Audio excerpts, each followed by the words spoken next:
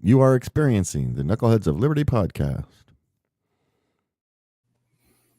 It is March 20th, 2024, and welcome to the Knuckleheads of Liberty, where we're bringing you the people and the organizations fighting for liberty around the country and in your region. And today we have a special guest with us, Duane Lester, and he is a returning guest. And he is the Deputy Director of Staff Training at the Americans for Prosperity. And so we're going to talk with him a little bit more about what he does as we get into the show. But before we do that, let me introduce the rest of the panel. In our lower left-hand corner, we have our invisible hand, James Just. So he is jumping in today because Leon is on vacation. So we'll get him back in a few weeks. And then in our lower right-hand corner, we have our screaming eagle of freedom, Tim Everett. He is a pilot in the state of California. In our upper right-hand corner, we have our guest, Duane Lester. So this show is some of the topics we're going to go over is some of what Duane does over at Americans for Prosperity and some of the training he does on trying to spread the message and help people spread the message on liberty and how they can make a difference in their regions. So this is maybe a very useful show in that respect. And we're going to talk to him also about some of the techniques he does to sort of convince people, I guess, because that's a problem that a lot of us libertarians, we jump in with all this data and we never seem to get anywhere with people. So that's something we're going to talk a little bit about as well. But some of the other topics we're going to cover are censorship related issues. We're going to talk about the whole TikTok legislation that's going through Congress right now and the move to ban that. And then we're also going to talk about what's in front of the Supreme Court at the moment, which is the efforts of the Biden administration during the COVID lockdowns to sort of pressure social media companies to censor speech, and really it's about the government sort of pressuring them to do that. Anyways, we're going to jump through those topics, but let's first start out and find out a little more about our guests. So James, maybe you could bring up the visuals. So this is Duane's page, and this is his Grassroots Leadership Academy.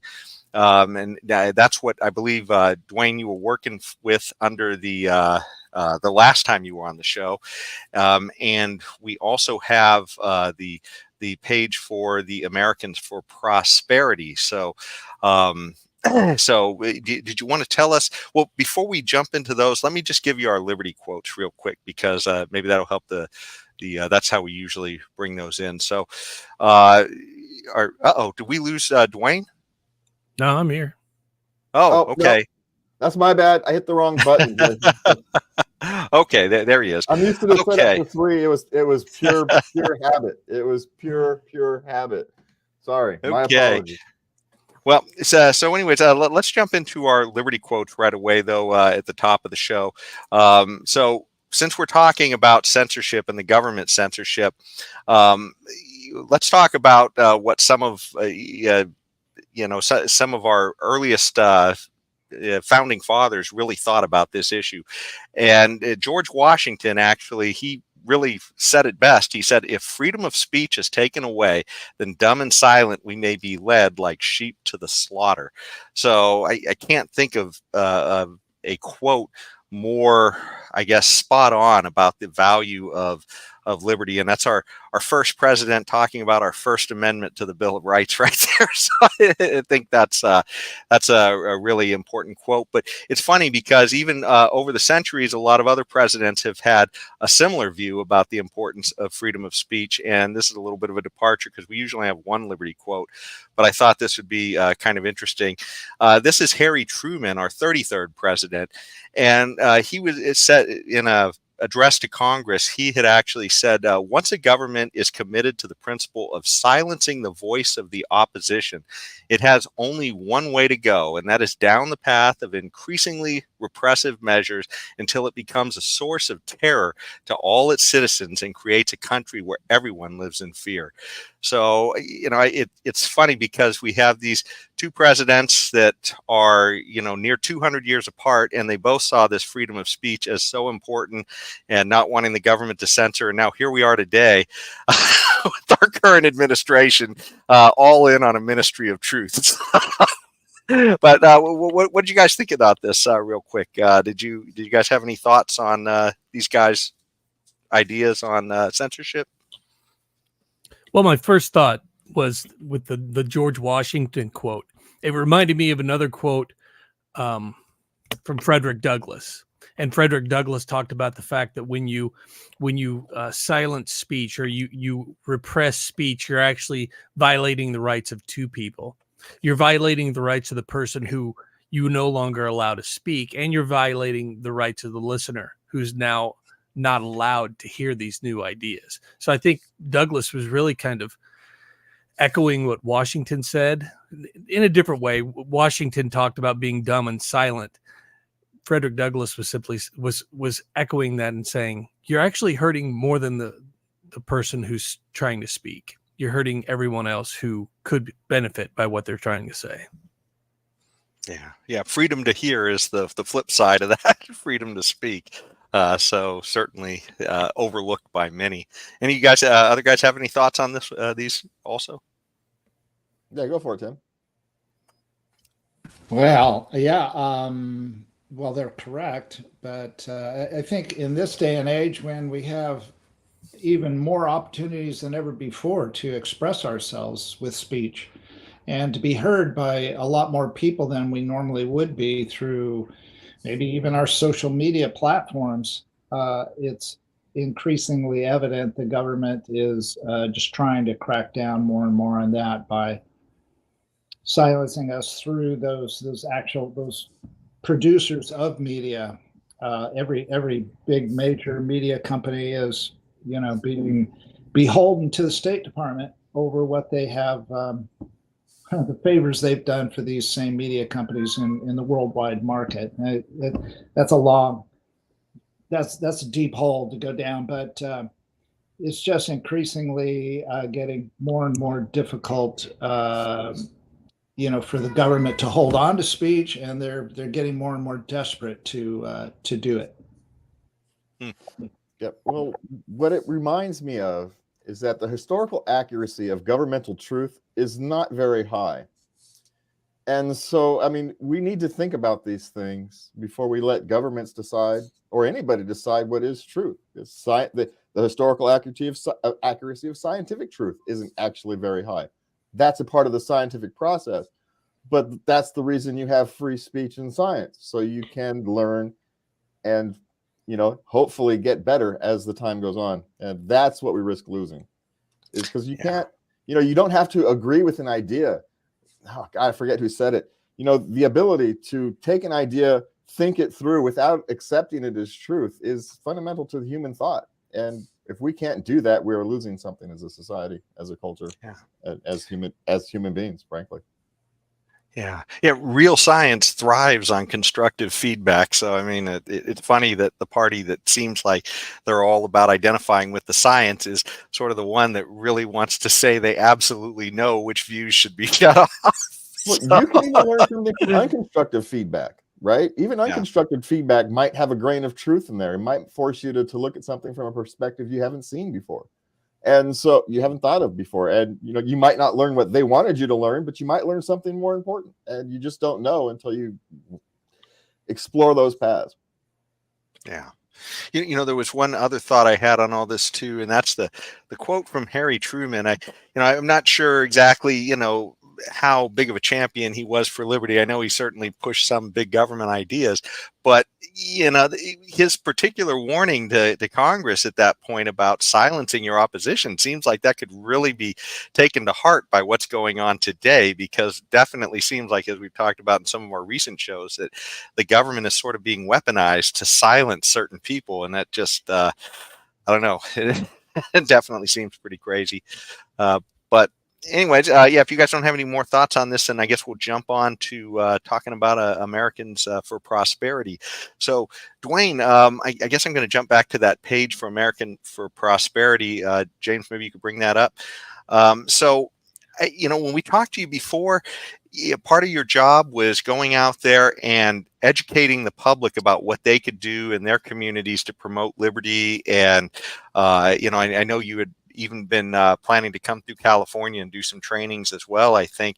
And I'm not sure if your hats have changed, but maybe you could tell us a little bit about how that's been going for you and what kind of results you've been getting. Yeah, that would be great. So since the last time we talked, I was at that point, I believe my title, one of my hats that I was wearing, I guess, was manager of external relations, which basically meant I did the conference circuit. So I think we met at Freedom Fest, didn't we? A few years ago. Yeah. So that's when I was there doing the conferences. And over the last couple of years of doing conferences, I really focused on doing one specific training. And it's funny how this training came about. I was at Yao Revolution. I think it was 2020 or 2021.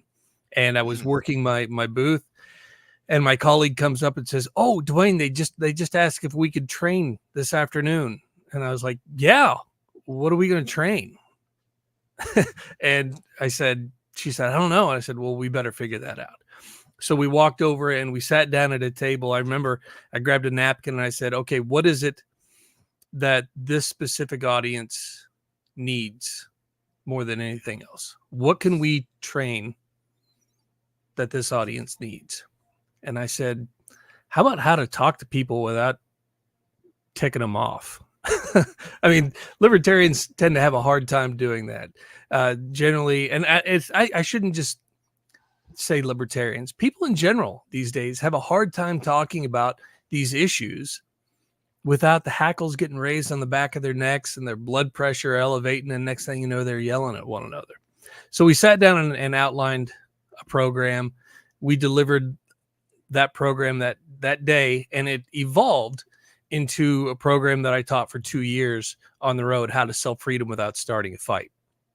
And I love this program, but I warned people because it was so, I don't want to sound like I'm bragging, but this was such a popular program that I remember I went to the Western Conservative Conference in Colorado. And when you do conferences like that, when you're speaking, I don't know if everybody does this, but I always look at the program. It's like, okay, what's the agenda? Who am I up against? What's the competition, basically? And I looked at when I was on, I was like, okay, who am I up against? Oh, this shouldn't be too bad. It's only the Heritage Foundation with Corey DeAngelis talking about critical race theory in education. Nobody will want to go see that, right? I'll probably be overwhelmed with people. I did not expect anyone. I expected everyone to be at that training, no one to be in mine. When I got to the class day one, there were 70 people in the room. The place was filled. And I thought, okay, this is what we call a market signal, right? People want this training. And the next day it was the same way. And what I've learned over the 2 years is that training would invariably turn into family therapy by the end, because we would be talking about how to sell freedom. I remember in Colorado, this guy stood up at the end of the training and he said, "Look, Duane, what do you do when they just won't listen to you? What do you do when you give them all the facts and you give them all the figures and you explain your position and you tell them the stories and they just won't listen to you?" And I said, "Friend, I've just spent an hour teaching you how to listen to them." And his eyes dropped to the floor and came back up. I could see he was about to cry. He says, "I haven't talked to my son in 2 years." And I was like, family therapy has begun. And it was like that almost every time. Every time I'd train, I'd sit there and say, why are we hurting one another so bad over this stuff? And I started realizing that this training was just a beginning, that there was more that needed to be taught. And that's how the backfire effect came into being. Is I said, there's more to this. I mean, what we're teaching here is important, how to listen, but we also need to talk about how to influence. And that was kind of part two. Oh, But and since let me just break in the backfire effect just for the people listening in your audience. That is an ebook that you wrote, and James, maybe you could pull up the visual on that because we were definitely going to talk about that as well in this conversation. So you can find this online at glatraining.org, and you can kind of see the whole URL. I won't bother to try and spell out that 80-letter URL. But yeah, that might start a fight, I guess, if I try and spell yeah, all that. yeah, don't try to sell that book without starting a fight. There you go. But yeah, so anyways, go ahead. No, but since then, I've transitioned from doing the conference circuit to actually leading the orientation training for our new staff coming into Americans for Prosperity. And a lot of that training has transformed over the last 6-7 months and is now more focused on things like this. How are you going to talk to people out there right now? How are you going to approach people and talk about our issues? And one thing that I'm trying to help people realize is how important sales is to this. I mean, Andrew Breitbart said, if you can't sell freedom, you suck. Right? And that's what this is really about, is trying to sell these ideas, sell freedom, sell the classical liberal ideas out there, the libertarian ideals of free people, free markets, minimal government. People have a hard time talking about those things without fighting. And so that's really kind of a passion of mine, is teaching people how to talk about these things without it devolving into shouting matches. It is funny because usually you think about other politicians nowadays, and that almost seems like what they're trying to do is start a fight. Yeah. Come in there, just divide us up and let us rip. Yeah, I think you're absolutely right. And you'll see this when, especially on the Senate floor. I sit and wonder how much of a negative impact C-SPAN has had on our discourse, because now we have people who will stand in the Senate well, and rather than debate with their colleagues, they're looking right at the camera for C-SPAN. And I'm like, you're putting on a show. You're putting on a show for people out back home. And this is all about whatever your next step is, or it isn't about putting forward a set of principles and ideas and securing our rights. This is about you. And there are a lot of times where it is more about, how can I get people back home worked up and mad at this other person so that it benefits me come election time. And by the way, we will see a few clips of that in one of our later topics on TikTok, where we see some senators in the well giving their spiel on that legislation. So stay tuned. So yeah, you may see who I'm talking about. Well, did either of you guys want to jump in? Because I did have some questions too that I wanted to follow up with, but I want to make sure you guys are jumping in. I just wanted to say that what I've discovered is one of my fallacies or failings is that as I get excited about things, my voice gets really higher, and my girlfriend will remind me of this, and so it happens. Keep your voice down, and it's really, and it's counterproductive, because I do it here on the show. I'm probably doing it now. It's like I get excited, and my voice goes up, and it's just like I've got to repress that. Would you recommend that as part of my program to help convince to liberty better, Duane? Would that I keep my voice at an even tone? One thing I talk about is I tell a story about when I first started realizing what was going on, and I was doing the same thing. I went to talk to my little brother about politics, and he was at home. I remember he was sitting in the living room. I was in my mom and dad's kitchen, and I thought, I don't get to see my brother much. I want to go talk to him about politics. He seems to be a little more of the statist bent. I'm going to go talk to him, and it's going to be a good time. We're going to have fun. And the next thing I know, my voice is raised. My hackles are up. And I realized this happened because looking at my brother, he had a look of confusion and fear on his face. I'll never forget that look. And I thought to myself, what am I doing? Why am I behaving in a way that I'm scaring my little brother, who I'm supposed to protect, even though we're both adults? as the older brother, it's my job to protect them, not scare them. And it was years later I started thinking about this, and I thought the reason this happens is because most of us are listening to respond. We're not listening to understand. So we're only listening deeply enough to tell them why they're an idiot, right? So when we hear these things, and this happens to everybody, when we hear things that we disagree with, there was a master class I was watching, and this woman was talking about a family counselor, and the studies he did said most people can listen to things they disagree with for about 10 seconds before they're almost compelled to say something, right? We have to resist that urge. So when we're hearing something we disagree with, we need to be curious, not judgmental. And that's a quote from Ted Lasso that I just love, which I can't remember who he stole it from. I think it was Walt Whitman. Be curious, not judgmental. So when you hear something you don't agree with, there are a few things that I tell people to use. I mean, you can look at them, and like when you're talking about your voice, I really wanted to say, well, tell me more about that. And you want to. Right now, you want to. Even though, if I just look at you and say, tell me more, and I stop talking, that silence is so uncomfortable to people that they will almost feel compelled to talk. Or so you can just say, tell me more. And that is the most open question you can ask, and it isn't even a question. Tell me more about times when this happens to you. Like earlier today when I was talking with James before the show, I very deliberately said, tell me about your television show. And then I shut up. And guess what he did? Told me all about his television show.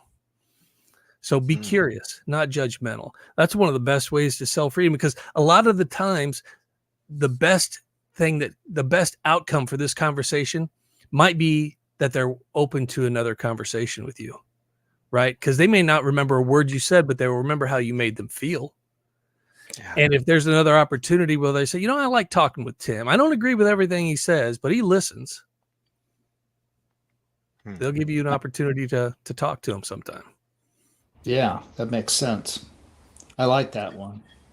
That also. Oh, sorry. Oh, yeah. Well, I would just wanted to say too, that reminded me of one of the Jordan Peterson things that I had heard recently, where he talked about there seems to be kind of a analogy with sports, I guess, when he said, that when you're a kid and you're learning to play sports, the most important thing is that you get invited back to play the next game. And that's sort of about sportsmanship and learning how to get along with others so that, you wind up getting better just by getting to go to the next game. It's not so much about winning and dancing on your opponent's, fallen sword or whatever. There's a lot to be said about that, being invited back. Most sales, and I have 2 rows of shelves of book back there, all on sales. And you will not find a book back there that says, when you get a prospect in your office, you really got to hammer into them. Don't let them say a word. Don't listen to what they want. Just sell, sell, sell. None of those books say that. What they say is, you're probably not going to make the sale on the first time. It might be 7 or 8 tries before you get this sale. But listen to what the client needs. Listen to what the prospect needs. Find their problems and help them solve them. You can't do that if you're talking the whole time. And so when you start listening to this person, find out what's important to them. And you may disagree with them 99 out of 100 times, but that 100th time, you'll find a spot where you agree, and you can build your relationship there. And you may be able to influence them in one way or the other. It reminds me of a story my friend Paul Kurtman told me when he was running for state rep here in Missouri. He said he had no business walking up to this house and knocking on the door. All the yard signs said that this person was not a Paul Kurtman voter, right? But he said, I walked up there anyway, and I knocked on the door. And I start talking to this guy, and I explain who I am, that I'm running, Republican, running for this seat. And this guy just started off, man. And it was all about this and this, and then it was all statist. It was all pro-Obama. And I just stood there and listened. And I was just about to turn and thank him for his time and walk away. And he looked at me and said, and that's why we need to protect our guns. And I looked up and I said, as a Marine, I completely agree. And he said, I left with my yard sign in that guy's yard because he waited, he listened, and he found the one spot where they could agree and built the relationship on that. I think whatever you were selling, you would have sold Tim with that story. That was a good one. Yeah, that was definitely a good story. Well, and I hate to, if I'm talking too much, let me know, but I love this stuff. And Tim, that what you said there is important. That's a good story. And see, I remember I was in Wasilla, Alaska, and I was talking to a group of people there about storytelling. And I said to him, why should we tell stories? I'll never forget this guy in the back. He was sitting in the back, you know, kind of leaning back in his chair, his arms crossed. I said, why should we tell stories? And he sat forward, and I could see he had like a Alaska Libertarian Party t-shirt on. And he said, because people buy with emotion and they justify with logic. I said, say that again. He said, because people buy with emotion and they justify with logic. And so if you can tell a story, you can get people listening. If you can get them emotionally invested, you can get them listening. And then you can start adding the facts and the figures in later. But so often we come at, well, let me tell you about this study I just saw. And if you look at the statistic, nobody cares about that. So if you don't mind, I could tell you a story about how I used this in a training on free trade. Well, you know, and there was something I saw in your book that relates exactly to what you're saying too. And I wanted to bring this point in too, but you said, get them to argue with themselves instead of arguing with you. And I think this sort of goes right into that. I love that. One of my favorite times of that is I was explaining to a class. I was like, get them to argue with themselves. And this guy's like, well, you know, you can't get someone to argue with themselves. And I'm not kidding you. In the next 3 minutes, I was just looking at the guy and he goes, you did it to me, didn't you? I was like, yeah, I just did it to you.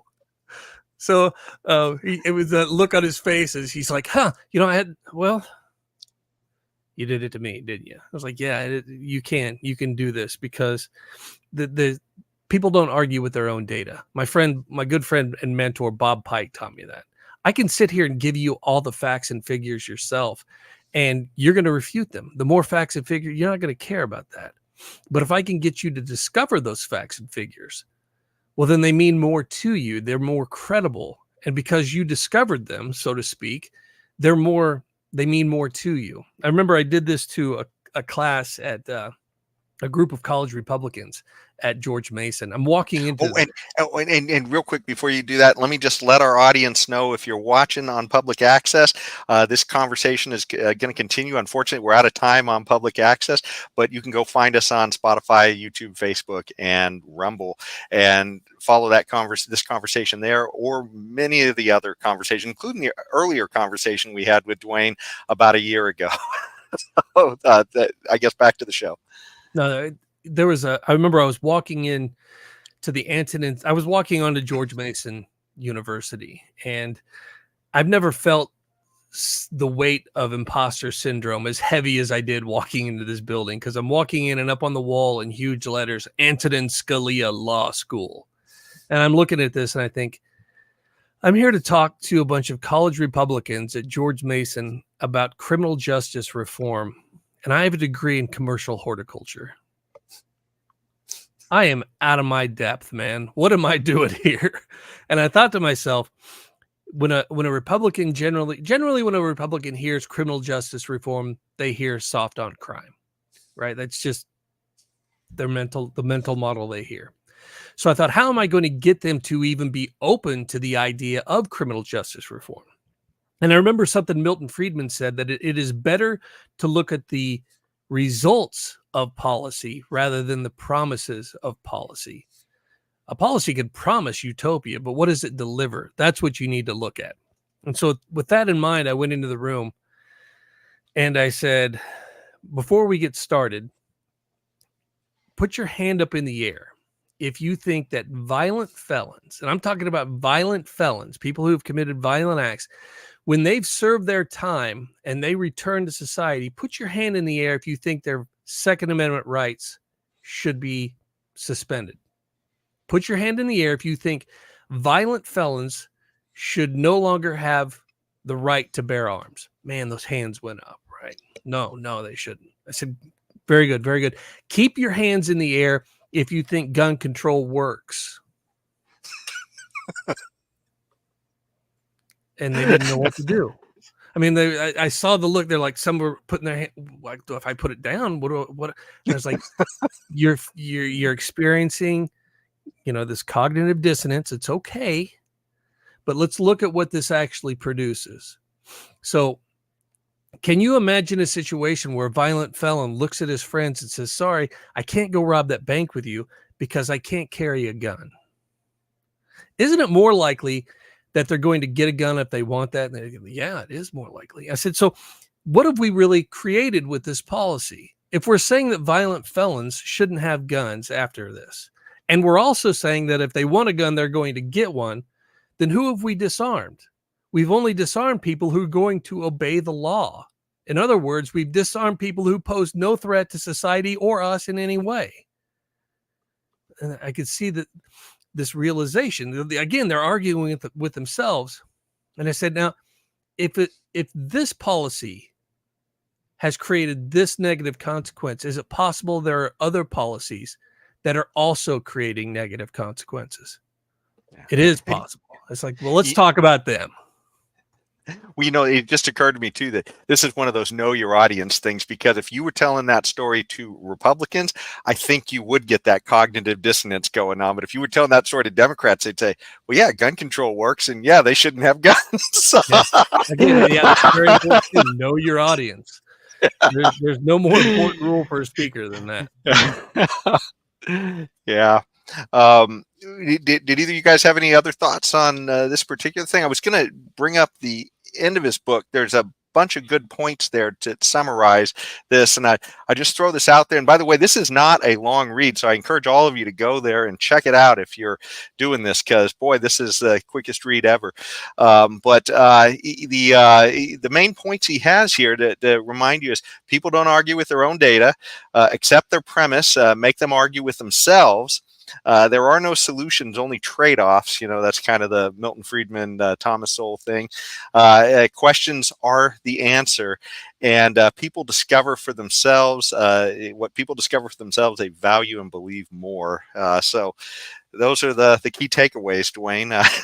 Yes. Did you have any other things you wanted to hit us with on that, or? There's a question that I asked in Indiana one day that I think is a very powerful question. And you can ask this to a lot of statists when they're giving government solutions. And you just say, well, what if government didn't do that? What would happen then? And just stop and let them think about that. I did that with a woman who could not get past the idea that government shouldn't be running education.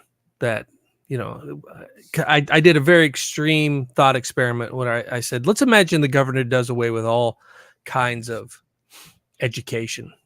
What would you do then? What would happen then? And we just saw that recently with COVID, didn't we? When the government shut everything down, you saw exactly what would happen. Spontaneous order, and it was beautiful. People started coming up with solutions that and they started discovering what was going wrong. And we have a lot more dynamic education system in the country, and I think it's only going to get better. Yeah, truly the best thing for school choice, I think, that's happened in decades. I can't help but wonder how many people who were advocates of shutting down the schools are now thinking, what have we done? Yeah. Well, did either of you guys want to jump in on this? Okay.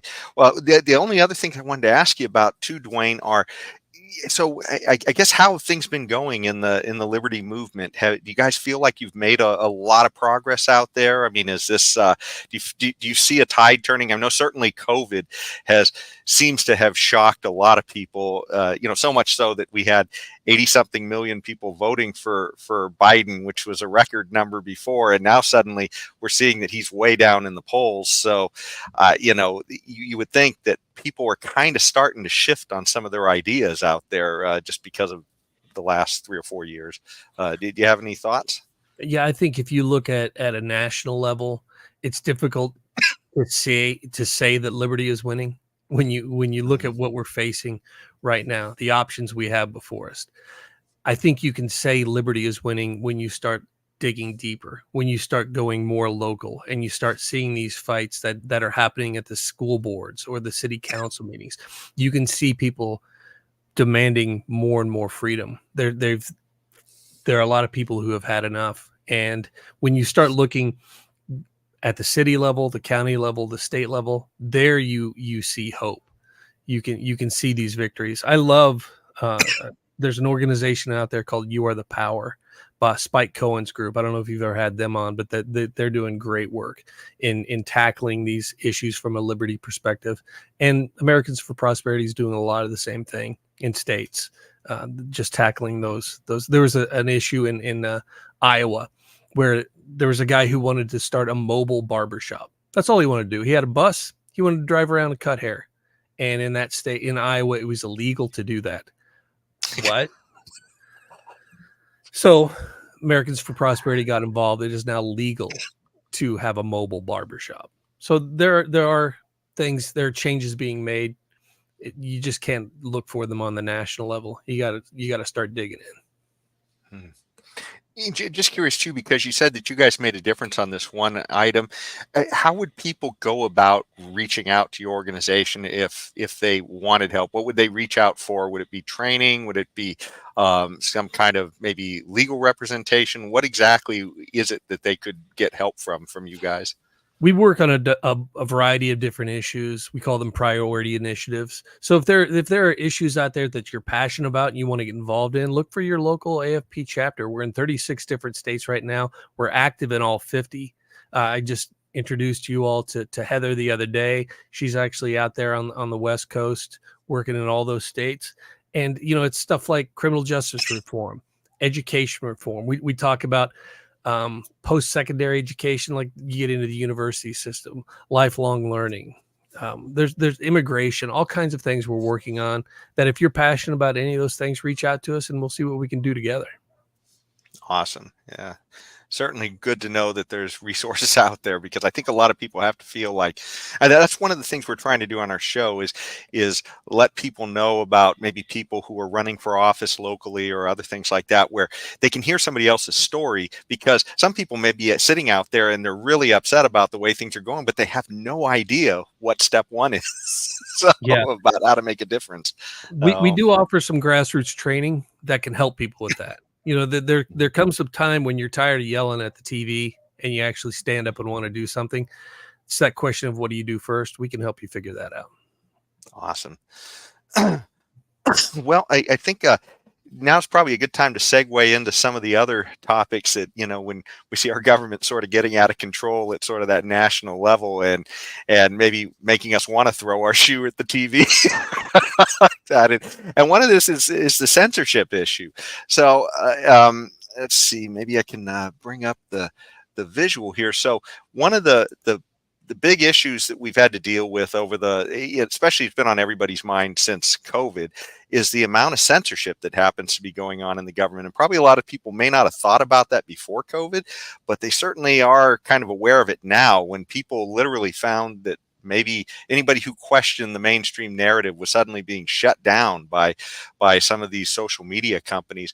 Well, one of the things that's happening that's kind of a little bit of a twist on all this now is that the Congress is trying to literally cancel, I guess you might say, TikTok, because TikTok is owned, well, at least it has connections to the Chinese Communist Party, because some of the ownership resides in China, and every company that's operates in China literally has members of the CCP sitting on the board. That's just part of how companies operate in China. And so the thought is that all of these social media companies are collecting ridiculous amounts of data on people. And because China owns a piece of the of TikTok, or well, they have influence over the control of TikTok, I guess is the best way to say it, then I guess there's a lot of concern that, hey, wait a second, maybe China is doing something to, I guess, influence or potentially undermine our society. And so we have a couple of competing views I wanted to bring out on that right to kick this off. The person who seems to be leading the charge is a Republican on this, and that's Josh Hawley, your favorite senator, Duane.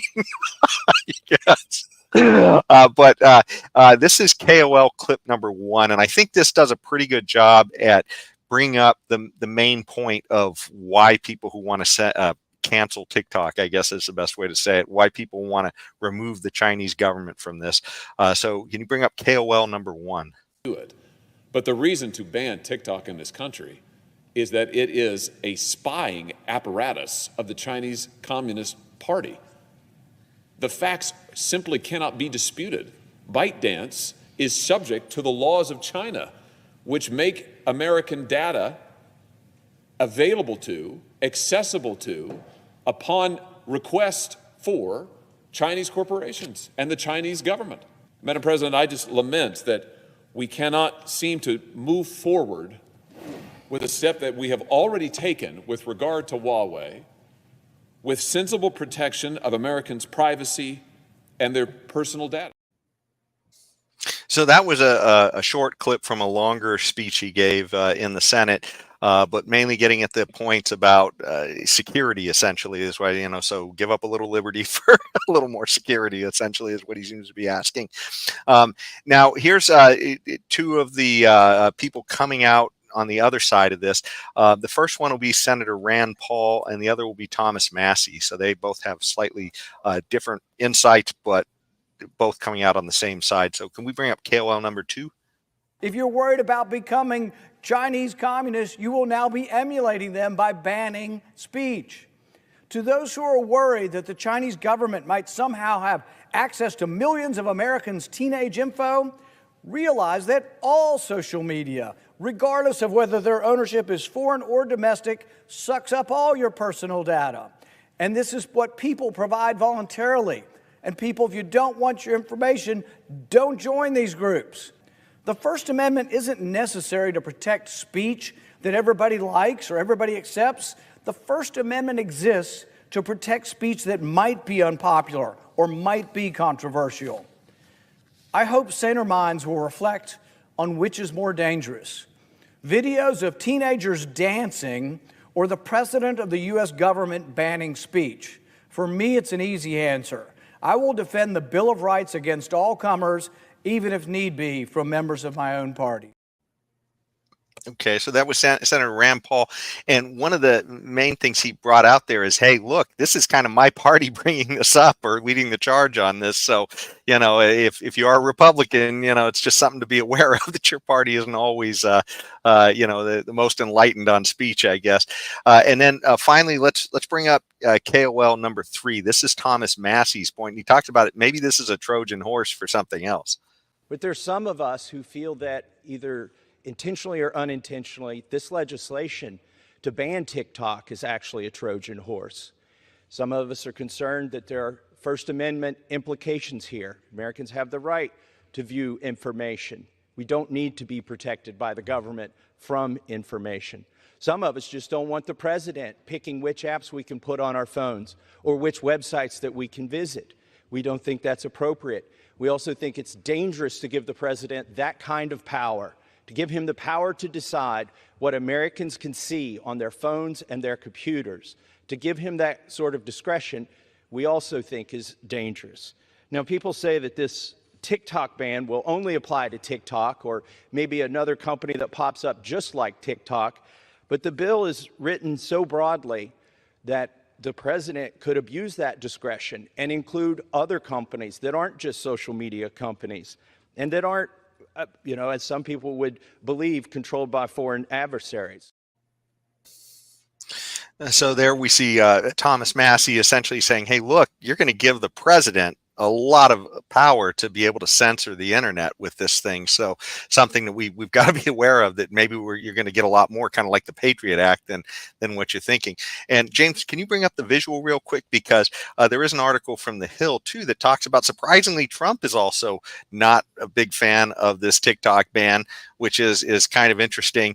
And his rationale, at least in this article, and I haven't seen his thoughts anywhere else on it, but is he says there's a lot of good and a lot of bad with TikTok.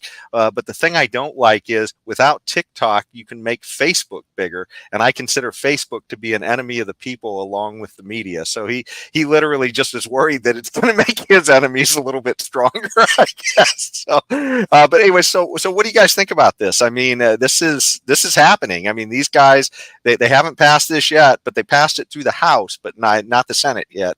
And so this is, potentially happening, and maybe a new Patriot Act. I think what Massey said was spot on. The idea that this would stick straight with TikTok is a little unrealistic. I seem to remember there being legislation that said that this newfangled Social Security would only apply to the richest among us.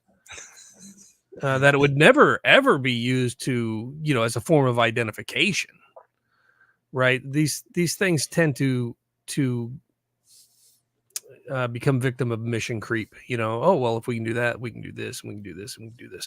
One thing that I find interesting, if we're concerned about China spying on us on TikTok, because apparently that's what it is. Most people use TikTok on their phones, right? I know that's where I'm on TikTok. You can go do Duane Lester and, be a follower of my TikTok and see really stupid things that I do. But it's on my phone. And China is the world's largest manufacturer of mobile phones. Why are we not worried about that if that's the concern?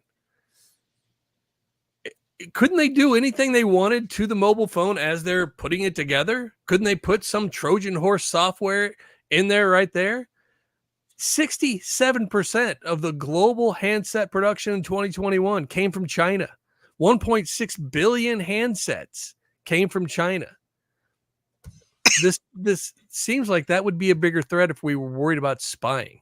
And ultimately, it reminds me of a sign that Ron Paul had on his desk. Don't steal. The government hates the competition. Don't spy, I guess, China. The government hates the competition. Yeah, that's kind of my thing, right? Is that we're all sitting here worried about China and the CCP spying on us. Okay, fair enough. But the China and the CCP can't put me in a cage. There's nothing they can do to me. I mean, maybe release something embarrassing. Trust me, I am too boring to be embarrassing. And even in the world, there's so much embarrassing stuff going on. It just gets lost in the weeds. So what am I really afraid of China listening to my stuff? What, stealing my credit card data? The government already has my government who can actually do things to me, who can actually put me in a cage, who can actually take money out of my bank accounts, who can actually turn off my electricity. Those are the people I worry about. I'm not worried about China. I've got bigger worries closer to home. Good point. And I was unaware that Boeing or Raytheon or whoever makes missile technology was placing their top secret files onto their TikTok page so that China could read them. Didn't realize that was this horrible threat that this guy Hockley or Hawley, whoever he is, must have been referring to, because I cannot understand how some teenager doing a silly TikTok video would in any way harm the military of the United States. I just don't get that. So apparently, this is what's happening, if I believe him. Or else I would like to see proof that top secret stuff is getting out, and not silly little TikTok videos and incriminating evidence that if these current teenagers ever wish to run for office in the future, somebody from China may divulge that, or else somebody could have just remembered from back in the day. Who knows? But you know what I mean? What James was bringing up about, being embarrassed or whatever. So none of this. I'm not concerned about any of the concern that Senator Hawley or Congressman Hawley has. Yeah, if you're dealing with sensitive information, secrets, maybe you shouldn't be having, a bunch of apps on your phone that has access to that data. That's the simple answer. I would be smart enough not to do that. So, just saying. Well, it seems too like prominent libertarian McAfee warned us about this. All these free apps and everything would potentially be the end of us. But the crazy thing about all this is the point Rand Paul brought up is that look, even if TikTok is collecting all this information, so is Facebook and all the others. And we know from recent cases in front of the courts that our government just turns around and buys this information from those social media companies. So what's to stop China from buying the information from a different social media company? I don't know. It just to me, it seems like kind of a high bar. They need to prove that there's some kind of an existential threat here or anything. Authoritarians are going to authoritate. That's what they're going to do. That's what Could they're also do.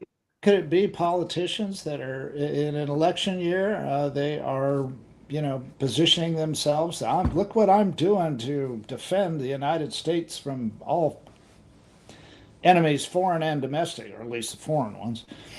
Maybe that's it. I don't know. Tim, you're being cynical tonight. There are a lot of other issues they could be dealing with that actually impact Americans every single day. And this is what we're dealing with right now. And I kind of wonder if it is. You can go back and watch that clip of Hawley again. You may notice exactly where he's looking the entire time he's talking.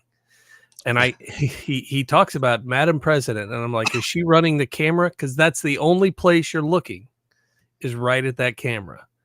This is, there are a lot of other issues they could be dealing with. I seem to remember there being something in the news about an immigration crisis. Maybe talk about that. Yeah, or the $34 trillion in debt they could deal with. I think if you really wanted to deal with something. Well, they are dealing with it, James. They're making it bigger. I mean, actually dealing with it, Jason. I can dig a hole. There was a great question that was asked at the White House press briefing the other day, and the question was, if the president's so concerned about TikTok, why does he have an account there, and why is he consistently using it?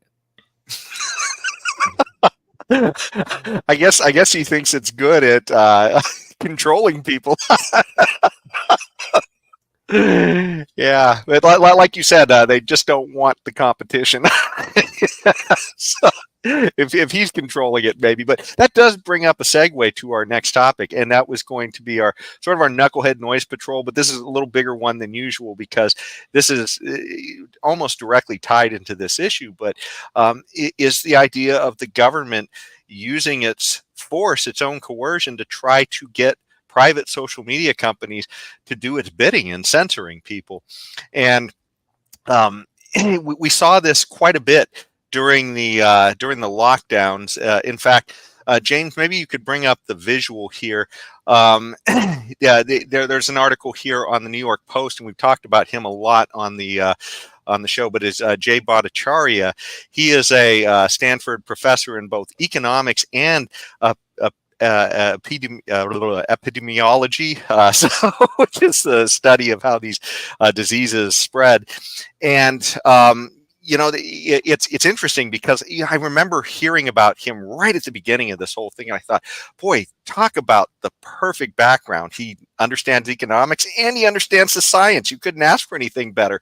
Well, apparently, the government thought he was a threat, and this is Jay Bhattacharya, the guy we're talking about here, and he actually got a group of scientists, other prominent scientists, to bring up this Great Barrington Declaration, where they said, hey, look, we don't have to lock everybody down. All we need to do is try to help out the people who are the most vulnerable and let everybody else go about their business, is what their whole plan was, which, kind of seemed like the libertarian sort of plan about this, maybe, or something close to it. And what the government's response to him was, and I believe it was Fauci and Collins, they actually said, we need to make a swift and devastating takedown of this Bhattacharya guy, who he called fringe epidemiologist. And, and these guys, I think, what's the guy? I can't remember his last name, Kuldorf. I believe he's even like a Nobel Prize on this stuff. So these were supposed to be fringe epidemiologists. So, but anyways, that's the whole point of what we're worried about here, is that the government is going to use its force when, essentially these guys are doing what good scientists should do. They're literally just being skeptical. They're questioning what's happening. They're trying to provide other possible ways that we might handle this. And the government literally wanted to silence them. And then we heard about this when Elon Musk bought TikTok. We saw some of what came out of there. And they literally had these directives to shut people like him down, to not allow his messaging to spread or go viral. And so, this is part of the issue of what's in front of the Supreme Court now, is because they tried to essentially tell the Biden administration, hey, you can't do this. It's not something you can do. In fact, the Biden administration was so gung-ho about this that they even tried to have a disinformation board to help out these social media companies to be able to censor the people that had ideas that they didn't like. And if it wasn't for the fact that they tried to put a person who was so crazy as the head of that, we might actually have had something akin to a ministry of truth, where all these social media companies would just go to look to whatever the government told them to censor, and that would be the policy.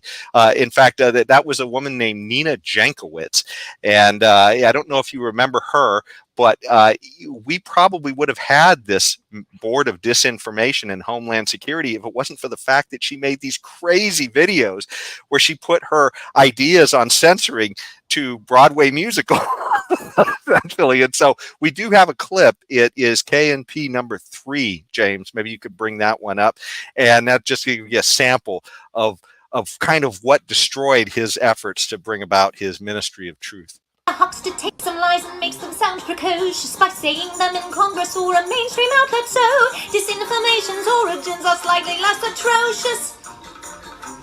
It's how you hide a little lie. It's how you hide a little lie. It's how you hide a little lie. When Rudy Giuliani shared bad intel from Ukraine, or when TikTok influencers say COVID can cause pain, they're laundering disinfo, and we really should take note and not support their lies with our wallet, voice, or vote. Oh, information laundering is really quite ferocious. It's when a huckster takes some lies and makes them sound precocious by saying them in Congress or a mainstream outlet. So disinformation's origin seems slightly less atrocious. Well, so anyways, I mean, obviously that's just insane, and fortunately, almost everyone in the country thought so too. So we wouldn't get that. Notice her platform she was using to voice her opinion. Going to bring that up too. Did you notice what app that was? Oh, I didn't even catch that. Clearly misinformation.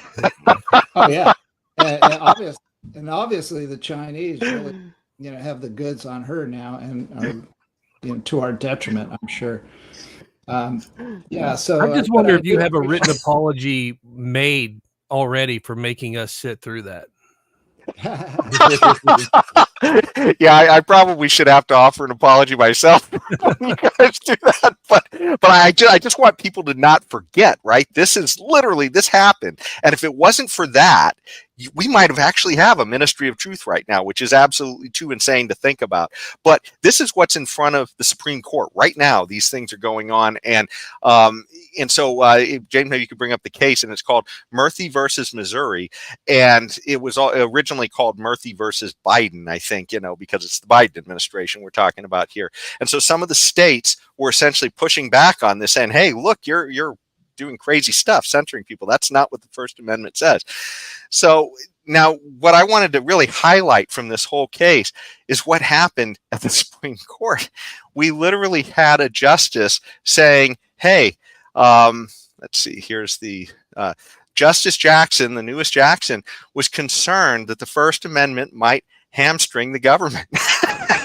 It just seems too wild to believe, but that a Supreme Court justice, the whole purpose of the Bill of Rights is so that it will hamstring the government. But anyway, I want to show you 2 clips real quick of this. One, what she said in the court in response to the Attorney General of I can't remember which state it was that was the lead in this, but and this will be KNP number 1. James, can you bring that up? Biggest concern is that your view has the First Amendment hamstringing the government in significant ways in the most important time periods. I mean, what would you have the government do? I've heard you say a couple times that the government can post its own speech, but in my hypothetical, kids, this is not safe, don't do it, is not going to get it done. And so I guess some might say that the government actually has a duty to take steps to protect the citizens of this country, and you seem to be suggesting that that duty cannot manifest itself in the government encouraging or even pressuring platforms to take down harmful information. So that was Ketanji Brown, in her own words, saying this. And that's what, by the way, taken from Glenn Greenwald's show, who I absolutely recommend. Check his stuff out. It's definitely worth seeing. But he actually had a response to this, and it's a fairly short response that I've cut. And I just wanted to share that with you because he is an attorney who also was involved with the Snowden case. And so he's intimately involved in these issues of the government, hiding electronic information, spying, all that kind of stuff. So let's share that too, just so we can kind of hear what he thinks about all this as well. So this is KNP2. I can't let this go in terms of how extremist this is. She created a hypothetical, and several of them did as well. Let's imagine that something really bad is going on online. There's some claim being made that's dangerous or false. And the justices are saying, doesn't the government have to be able to call big tech and say, take this down? And the response of the Louisiana Solicitor General, which in this case was quite good, was no, the government has a lot of options. Joe Biden can go on national television at any moment that he wants. The U.S. government has all kinds of powerful megaphones to counter speech that it claims is false. That's the constitutional framework. The way the government is supposed to respond to speech it regards as false and dangerous is not by calling people up and ordering it to be taken down. That's what the First Amendment is there to prohibit. So there you go. That's Glenn Greenwald, maybe one of our finest journalists of our times, and that's his thoughts on it. So what do you guys think of this? I mean, does that seem absolutely nuts that we have a Supreme Court justice that's concerned that the government's being hamstrung here? Yeah, I think Glenn Greenwald stole our thunder on that one. He really just said it right. That's the whole purpose of the First Amendment, is to hamstring the government. That's the point. That's the point of the whole Constitution, is to hamstring the government into its little box. And we have a whole political apparatus that is doing everything it can at every level to get out of that box. And this is just another attempt where we now have a group of people who think that the box no longer even exists. So on the Supreme Court, which is very disturbing. Very, very that is disturbing, yeah, and that they have allies out there, so many allies out there in the greater public at large that believe the same thing. That is pretty shocking, scary. So, yeah, Duane, you have any thoughts on this madness? I'm just wondering what other amendments. I'm trying to put that in mind. This Fourth Amendment is really going to keep us from quartering. It's hamstringing us on where we put our soldiers. Or Third Amendment. I'm sorry. It's bizarre. But when it comes to censorship, I really like to go back to Mill's Trident, and this is something that I probably should have learned a long time ago, but I didn't learn I learned it maybe a year ago. But this was John Stuart Mill's talking about when it comes to free speech, there's really only three options here when it comes to speech. One is you're wrong. You're 100% wrong. And even if you're 100% wrong, you should still be allowed to speak so that someone can correct you. You may be partially wrong, which is more likely often than not. You're partially right, partially wrong. You should still be allowed to speak so that you can learn more and you can grow and you can be corrected. Or you may be 100% correct. You should still be allowed to speak because you need to be able to defend your premise, because if you can't defend it, you probably don't understand it that well to begin with.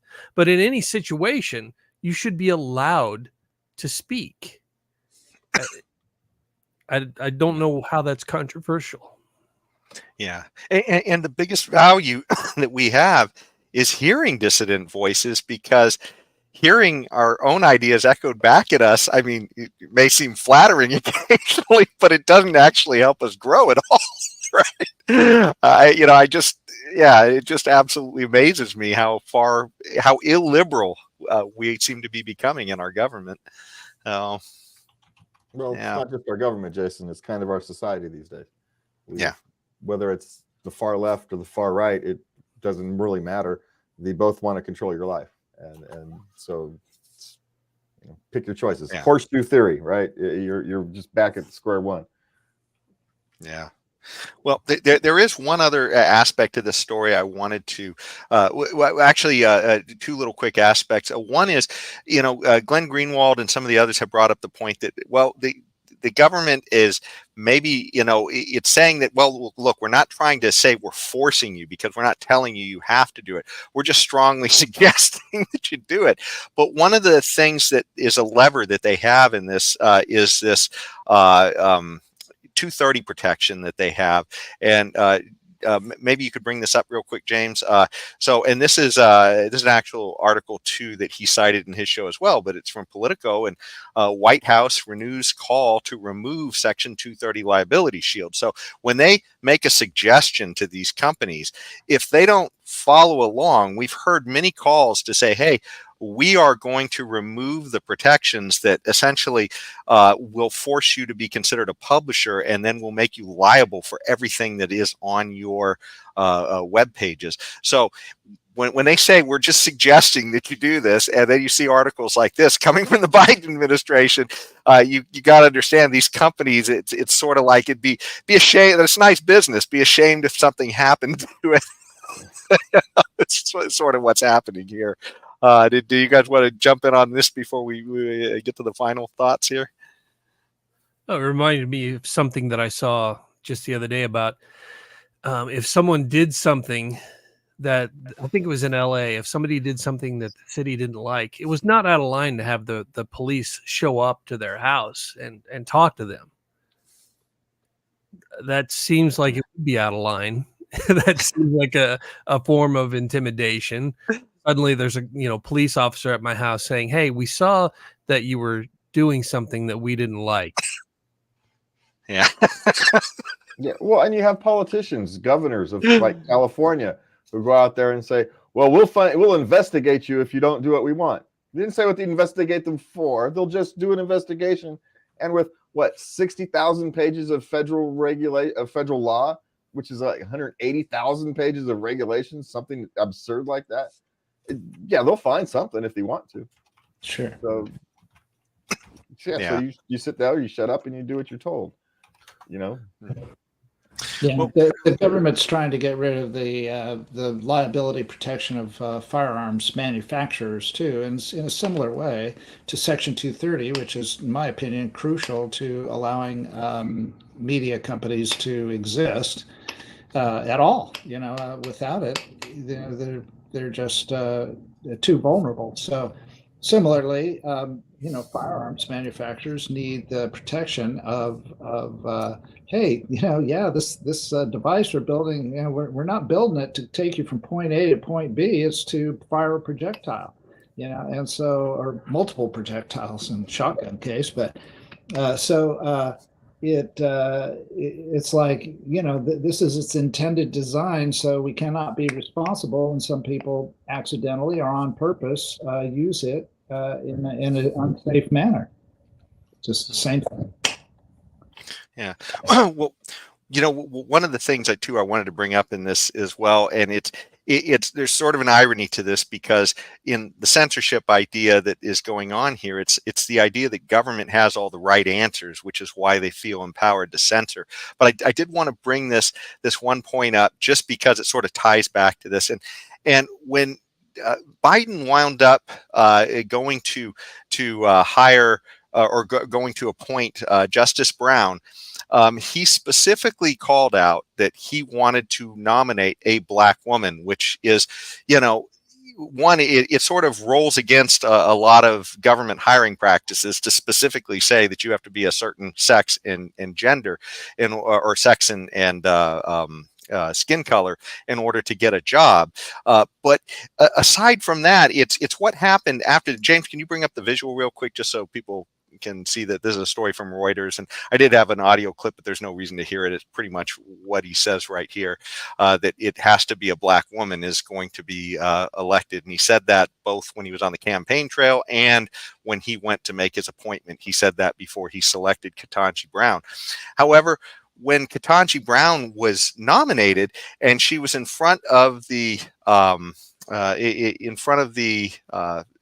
Congress to be approved, they get to ask a lot of questions. And so this question came up, and this is KNP number 5. And it's just kind of ironic when you start thinking about, these issues of language and what it means and everything else. So can you bring up KNP 5? Can you provide a definition for the word woman? Can I provide a definition? No, Yeah, I can't. you can't? Not in Okay. this context. So you I'm not a believe the biologist. meaning of the word woman is so unclear and controversial that you can't give me a definition? Senator, in my work as a judge, what I do is I address disputes. If there's a dispute about a definition, people make arguments, and I look at the All right. law and I decide. So I'm not. The fact that you can't give me a straight answer about something as fundamental as what a woman is underscores the dangers of the kind of progressive education that we are hearing about. So my point in bringing that up was simply the idea that here we have this idea that the government knows best. It needs to censor. Biden literally said she was being appointed because she was a black woman. And then the fact that she couldn't answer what a woman was, it just sort of begs the question. I mean, if government can't even answer basic questions like that, why would we trust them to censor, if these things are debatable, right? I mean, if there's a discussion to be had and we're going to sit here and say, clearly she couldn't even answer that question to Congress, which a lot of us might think is a simple question. So, do you guys have any thoughts on that? No.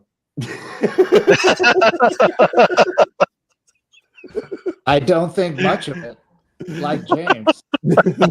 That's pretty much. No, there's just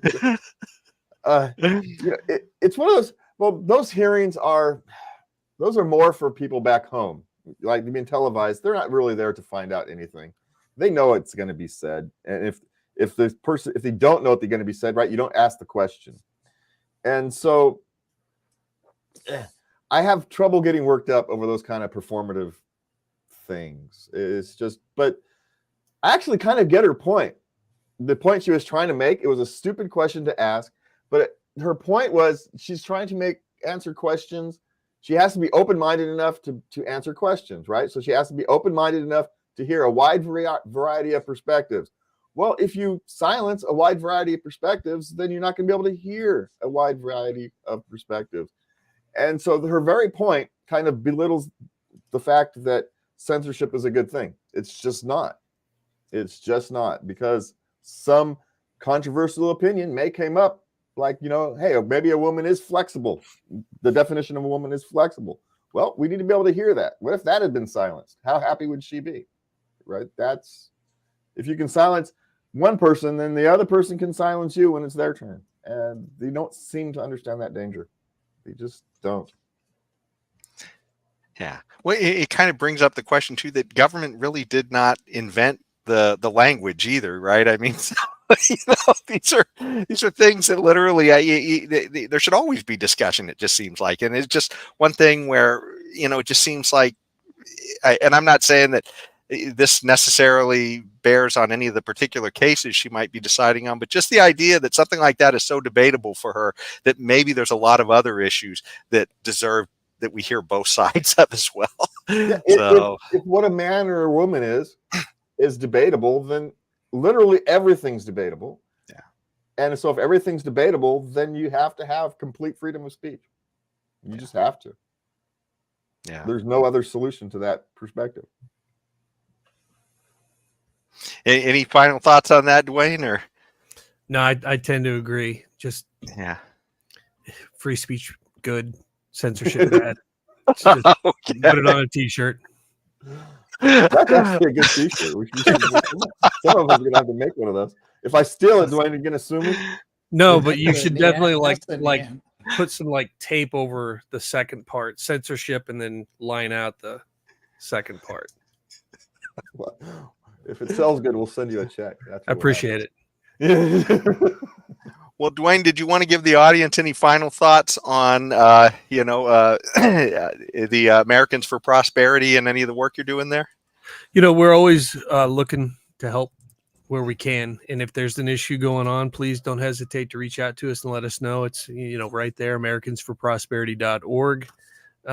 We're in, like I said, we have roots in 35 different states and we're active in all 50. So let us know what we can do.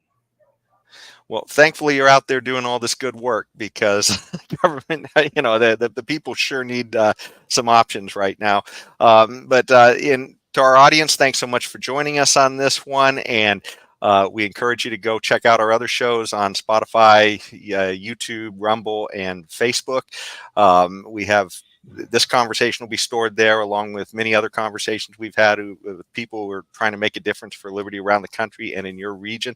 And if you're watching before the next show, try and think about what you can do in your community to make a difference, because, man, I tell you, we sure need all the help we can get at this point.